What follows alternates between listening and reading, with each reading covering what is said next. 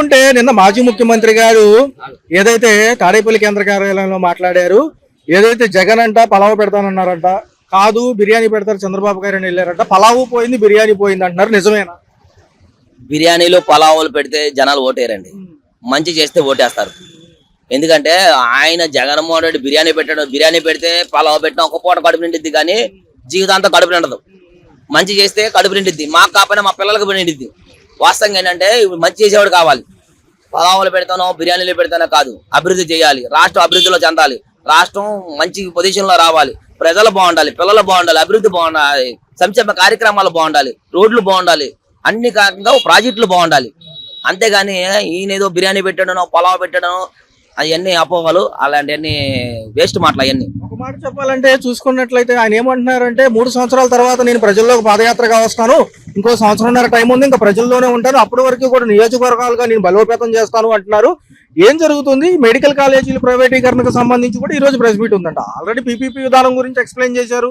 నచ్చిన వాళ్ళు వస్తారు, నచ్చిన వాళ్ళు రారు. దాంట్లో ఏముంది? అది అభివృద్ధికి సంబంధించింది కదా. ఎందుకు ఆయన పదే అడ్డుకోవడం?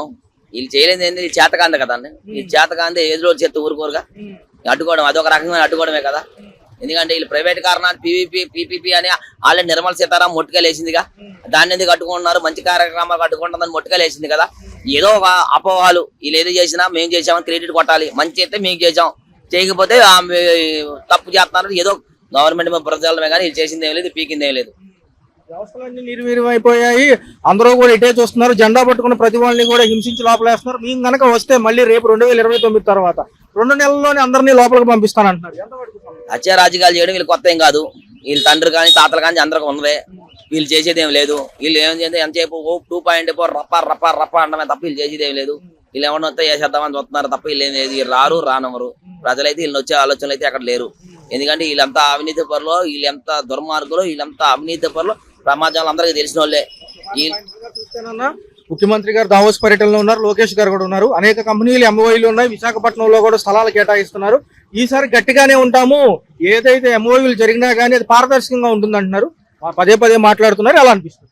ఇప్పుడు వచ్చిన 2 సంవత్సరాల్లోనే చాలా అభివృద్ధి కార్యక్రమాలు చేశారు. ఇవాళ ఏదైనా ఫస్ట్ చూసుకోండి, తల్లికి వందనం, ఉచిత గ్యాసు, ఉచిత బస్సు, 3 సంవత్సరానికి 3 సిలిండర్లు, అన్నీ బాగానే ఉన్నాయి. ఇప్పుడు ఇవన్నీ ఉన్నప్పుడు కూడా మీరు వచ్చి ఏదో పీకేస్తాను ఉద్ధరిస్తారని మీరు 5 సంవత్సరాలు చేయలేపారే. ఇవాళ భోగాపురం ఎయిర్పోర్ట్ ఓపెన్ చేశారు. ఎంత ఫాస్ట్గా చేశారు? మీరు చేయలేపారే. మీరు అన్ని అపోవాలు, మీరు చేసేది ఏమి లేదు. ఇవాళ దుబాయ్ వెళ్ళారంటే తల్లి కొడుకులు ఇద్దరు చాలా అభివృద్ధి కార్యక్రమాలు చేస్తున్నారు. చాలా బాగుంది, చాలా స్పీడ్గా చేసుకొస్తున్నారు. కొన్ని పెద్ద కంపెనీలు ఒప్పందం చేసుకుని వస్తున్నారు. మీరు వెళ్ళలేకపోయారే. లెంతీ క్వశ్చన్ ఏంటంటే, ఎత్తిపోతలకు సంబంధించి ఆల్రెడీ ఒక క్లారిటీ ఉందని చంద్రబాబు గారు చెప్పారు. దానికి ఉన్న అడ్డంకులన్నీ తొలగి ముందుకెళ్తామంటున్నారు. ఏదో దాని గురించి సీమకి కష్టాలు ఉన్నాయి, తాగునీటి కష్టాలు తీర్చట్లేదు, పక్క రాష్ట్ర ముఖ్యమంత్రి రేవంత్ రెడ్డితో ఏదో లోపాయకార ఒప్పందం జరిగింది, ఇదంతా కూడా పర్సనల్ గా జరిగింది, ఆయన కోసమే ఆయన దాన్ని వదిలేశారు ఎత్తిపోతల పథకాన్ని అని చెప్పి పదే అంటున్నారు. రాష్ట్రానికి వెన్నుపోటు పొడిచారు, సీమకు వెన్నుపోటు పొడిచారని పదే అంటున్నారు. వాస్తవంగా ఏంటంటే ఇప్పుడు రాయలసీమలో జగన్మోహన్ రెడ్డి పట్టు కోల్పోయాడు. ఎందుకంటే రాయలసీమని అభివృద్ధి సీమగా మార్చి రాయలసీమని ఉన్న స్థాయిలో తీసుకెళ్లే పనిలో గవర్నమెంట్ ఉంది. నీళ్ళు తేయడమే కానీ, ఎత్తిపోత పథకాలే కానీ, రాయలసీమకి ఎన్నో కార్యక్రమాలు చేయడమే కానీ, ముందు రాయలసీమనే గొప్పగా తీర్చిదిద్దాలని చూస్తుంది గవర్నమెంట్. దీనికి మనం ఎక్కడ పట్టు కోల్పోతామేమో అని చెప్పి రాయలసీమ ఎక్కడ ప్రేమ ఉన్నోళ్ళగా 5 సంవత్సరాల్లో నీ ప్రేమ ఏమైపోయిందా రాయలసీమ మీద? జగన్మోహన్ రెడ్డి ఏం చేసావా? ఆయన 5 సంవత్సరాల్లో రాయలసీమకి నీ సొంత జిల్లాకి ఏం చేసుకోగలిగావా? నీ సొంత జిల్లా నియోజకవర్గానికి ఏం చేసుకోగలిగావా?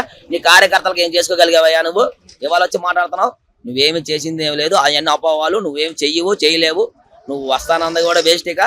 నువ్వు రానవరు. అలాగే పాత ప్రభుత్వాలు చూశారు, కొత్త ప్రభుత్వాలు చూశారు. ఇప్పుడేమో డెవలప్మెంట్తో కూడిన సంక్షేమాలు అయితే అప్పుడు సంక్షేమాలు. ఎలా అనిపిస్తుంది? అదే మనం చూస్తున్నాం కాబట్టి రాష్ట్రం అభివృద్ధికి కొంత సమయం అడుగుతున్నారు ప్రభుత్వాలు.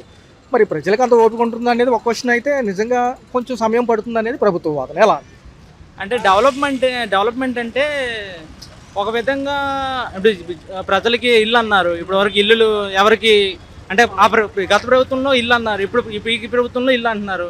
చాలా మందికి ఇల్లు పట్టాలు ఇచ్చారు, డబ్బులు తీసుకున్నారు, ఇప్పుడు వరకు లేదు. ఇంకా ఇదనే కాదు, ఇప్పుడు ఆ ఊర్లో రోడ్లు కానీ చిన్న ఊర్లు, ఇప్పుడు మాది ఏంటంటే ఆంధ్ర ఒరిస్సా బోర్డర్. మా ఊర్లో ఏంటంటే మాది ఒరిస్సా ప్రాంతం చెందిందన్నమాట. ఆంధ్రాకి ఒరిస్సా మధ్యలో బోర్డర్. మీరు మా ఊరికి ఆ ఊరికి ఏంటంటే ఏమంటారు, స్టేట్ డిఫరెన్స్ అంటారు. ఆ రోడ్డు పడలేదు. ఇలా ఏంటంటే అన్ని సమన్వయం చేసుకుంటే ఉంటుంది, పురోగతి అనేది ఉంటుంది. ఒక మాట నిన్న మాజీ ముఖ్యమంత్రి గారు కూడా మీడియా సముఖంగా మాట్లాడుతున్నారు. మాకు కూడా కొంచెం ఉన్నారు కాబట్టి ఏదైతే ఓట్ బ్యాంకింగ్ ఉంది కాబట్టి మరొకసారి ప్రజల్లోకి వస్తాననేది ఆయన వాదన.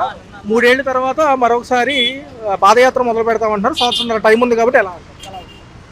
పాదయాత్ర చేస్తే ఏం అవదన్నా, పాదయాత్ర కాదు, మనిషి జనాలు రియలైజ్ అవ్వాలి. మనమే ఇప్పుడు ఒక ప్రాంతీయత, ఒక క్యాస్ట్, ఒక కులం, ఒక మతం, దానికి సంబంధించింది కాదు మనం చేసేది ప్రజల కోసం. ఎవరైనా మనిషి కాబట్టి జనాలు ఆలోచించాలి ముందు. మనం ఎవరికి ఓటేస్తున్నాం, ఎందుకు ఓటేస్తున్నాం, ఎవరి కోసం ఓటేస్తున్నాం.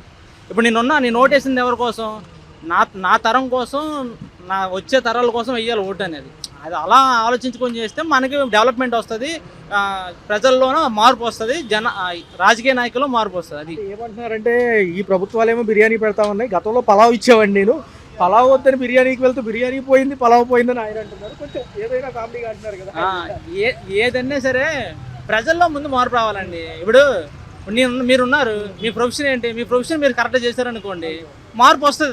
దాని ఎవడ పని సరిగ్గా చేస్తే గవర్నమెంట్ కూడా ఆలోచిస్తుంది, ఆడు కూడా చేస్తాడు. ఇప్పుడు మనం ప్రశ్నించకపోతే ఎవడైనా రెచ్చిపోతాడు. మనకు తెలిసిన రైట్స్, మనకు తెలిసిన ఇవి మనం ధైర్యంగా వాళ్ళకి ధైర్యంగా నిల్చోవాలి, మాట్లాడాలి.